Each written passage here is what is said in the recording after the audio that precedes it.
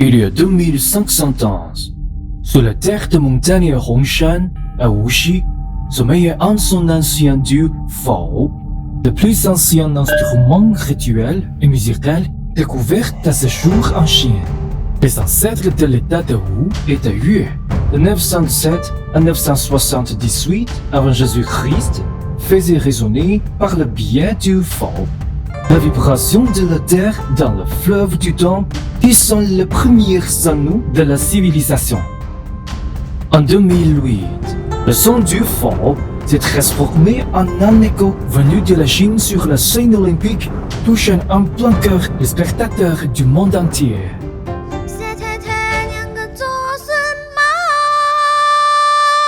Il y a des centaines d'années, la musique de l'ancien état de Wu et de Yue s'est affirmée avec force.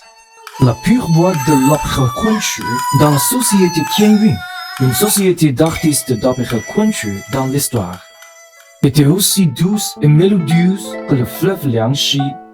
Liu Tianhua, en utilisant la notation Gongchi révisée, un système de notation musicale traditionnelle chinois, a tissé minutieusement le rouleau brodé de la musique instrumentale traditionnelle chinoise. Quant à A Bing, un célèbre musicien chinois, le son de son instrument de corde erhu, semblables aux ruisseaux au pied de la montagne Huishan, ont forgé dans Erquan Yingyue, un morceau de musique chinois qui se traduit par la lune se reflète dans la source d'une émouvante complainte sur la destinée. La musique folklorique de Wuxi a brisé le silence des époques révolues, composant une symphonie d'émotions pour toute l'humanité. 2500 ans plus tard, Wuxi, la perle du lac Taihu, est devenue l'une des villes les plus dynamiques de Chine.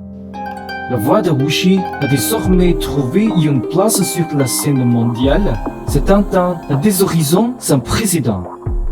Les artisans utilisent le ciselé pour graver les ondulations du lac Taihu sur les colonnes de la harpe. Les instruments de musique de Wuxi sont sous le feu de la rampe et résonnent dans le monde entier. Des personnes âgées aux cheveux argentés rassemblent dans les rues et les ruelles, et chantent pour sortir de toute leur l'air. Les enfants aveugles ont appris à saisir la magie de la musique en frappant le tambour africain avec la paume de la main comme s'ils découvraient l'arc-en-ciel et leur imagination. L'orchestre de la musique traditionnelle chinoise de Wuxi et l'orchestre symphonique de Wuxi interprètent les musiques orientales en Europe. Les sons de l'Orient résonnent désormais dans le monde entier. La résonance, qui dure depuis 2000 ans, n'a jamais cessé. Enfin, nous avons compris, ce qui s'écoule avec force dans le temps n'est pas une simple vibration des corps d'instruments, mais un écho éternel qui traverse le temps et l'espace et touche le cœur. C'est le cœur de la ville de Wuxi qui bat au même rythme que celui du monde.